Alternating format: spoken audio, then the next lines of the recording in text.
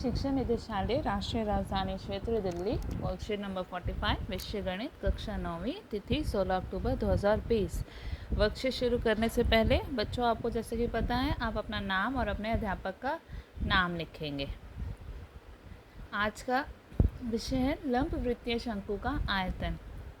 पिछली कक्षा में हमने पढ़ा था क्षेत्रफल, आज हम पढ़ेंगे उसका आयतन।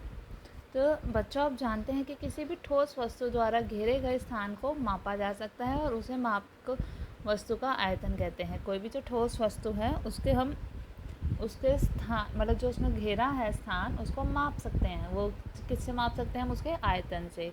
यदि वस्तु खोखली है तो उस स्थिति में बर्तन के अंदर जितनी वस्तु या द्रव्य भरा जा सकता है वह उसकी धारिता होती है। अगर वो खोखली है, अंदर से जैसे ये खोखला हो, तो जितना हम इसके अंदर कुछ भी सामान, कुछ भी चीज़ डाल सकते हैं, लिक्विड डाल सकते हैं, वो उसका क्या होगी? धारिता कहलाती है, या कि आयतन। इन दोनों के ही मात्रक घन मात्रक होते हैं। घन होता है, यूनिट्स क्या होती है? क्यूबिक होती है। यदि एक लंब वृत्तीय शंकु की आधार त्रिज्या r है और ऊंचाई h है, तो 1/3 पाई r स्क्वायर h क्या होगा? उसका आयतन होगा। शंकु का आयतन क्या होगा? 1/3 पाई r स्क्वायर h।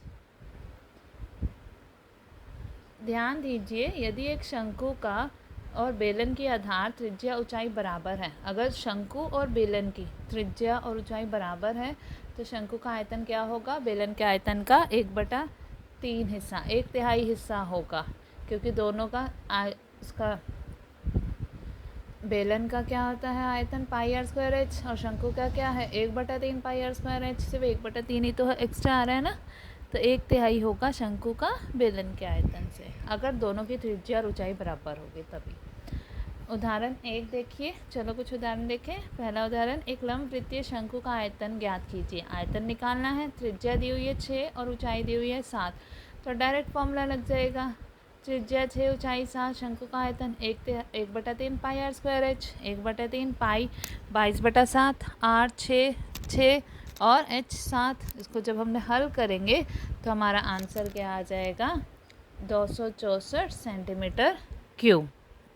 उदाहरण नंबर 2, एक शंकु की ऊंचाई दी हुई है 15 सेंटीमीटर और इसका आयतन, अभी हमें आयतन दिया हुआ है 1570 सेंटीमीटर क्यूब। तो इसके आधार की त्रिज्या ज्ञात कीजिए, हमें r निकालना है, और यहाँ पे पाई लिखा हुआ है 3.14 का प्रयोग करना है। तो शंकु का आयतन दिया हुआ है 1570, ऊंचाई दी हुई है 15, तो आयतन का नियम लगा दो, 1/3 पाई r स्क्वायर h।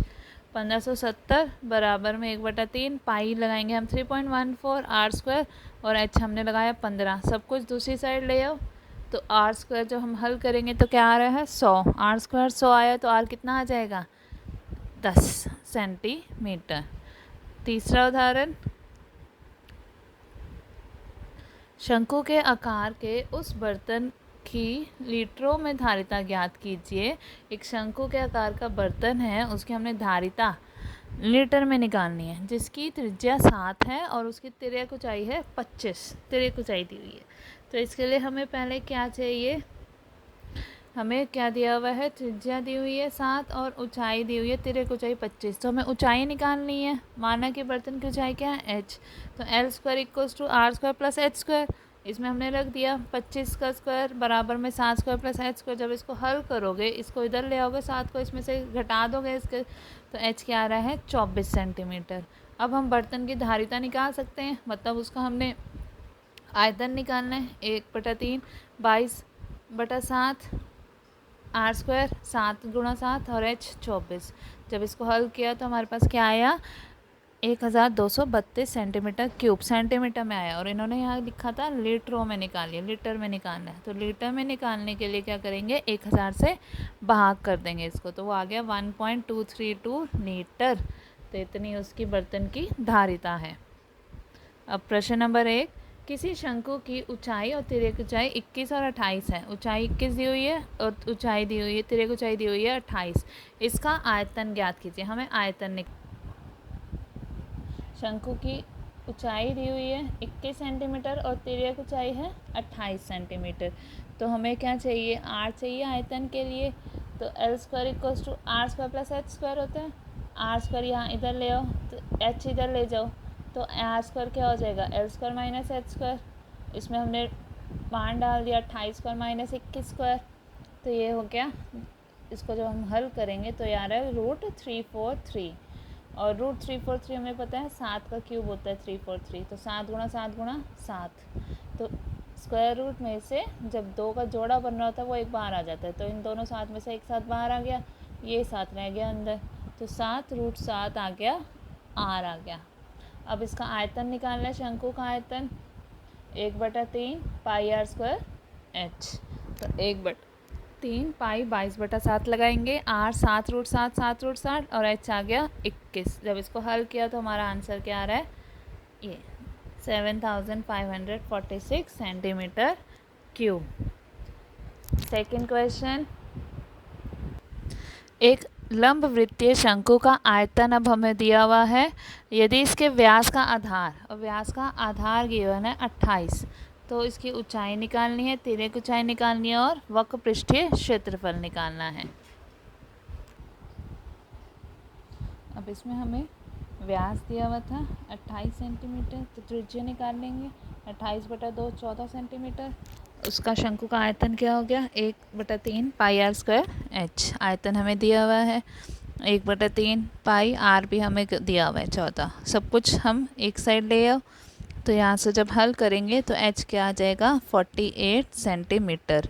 फिर दूसरा हमें क्या निकालना है, उसकी तिर्यक ऊंचाई, आर 14 और एच क्या है 48 आ गया, तो एल क्या आ जाएगा square root of R square plus H square, 14 square और 48 का स्क्वायर, तो 14 का स्क्वायर 196 और 48 का स्क्वायर 2304, दोनों को जमा किया तो आ गया 2500। 2500 किसका स्क्वायर होता है 50 का, तो एल कितना आ गया 50 सेंटीमीटर।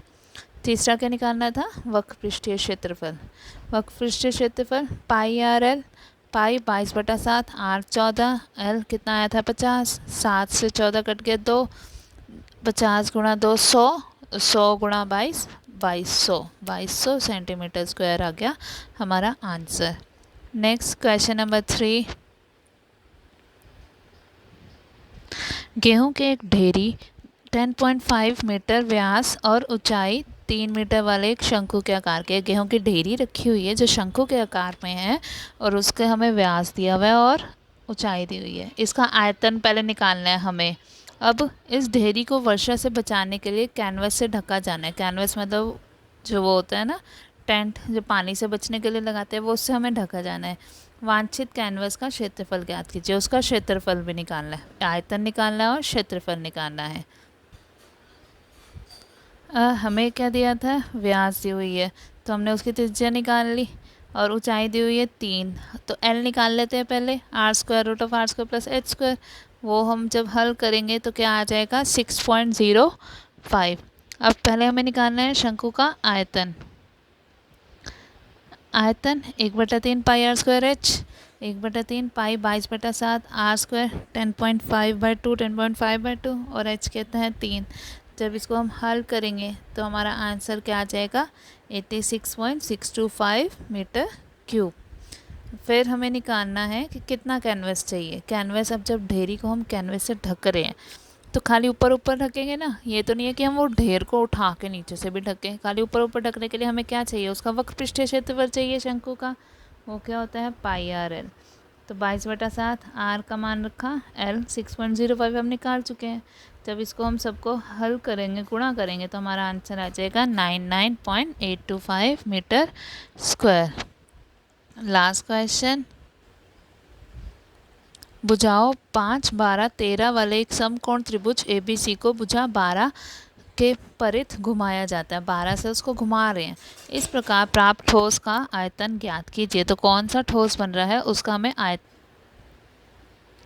अब देखो हमें पता है समकोण त्रिभुज में क्या होता है, ये एंगल जो 90 डिग्री होता है, इसके सामने वाली भुजा सबसे लंबी होती है, तो यहाँ पे हमें 3 भुजाएं दी हुई थी 5, 12 और 13, तो 5, 12, 13 में से सबसे बड़ी कौन सी है 13, तो ये भुजा हो गई 13 सेंटीमीटर।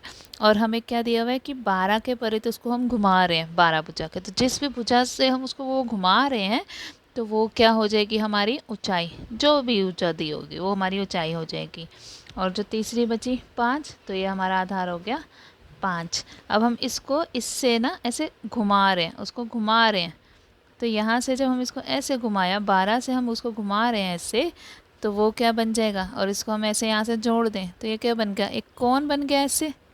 तो जिसमें ऊंचाई होगी 12, तिर्यक ऊंचाई होगी 13, और आधार का त्रिज्या क्या हो जाएगी 5 हो जाएगी।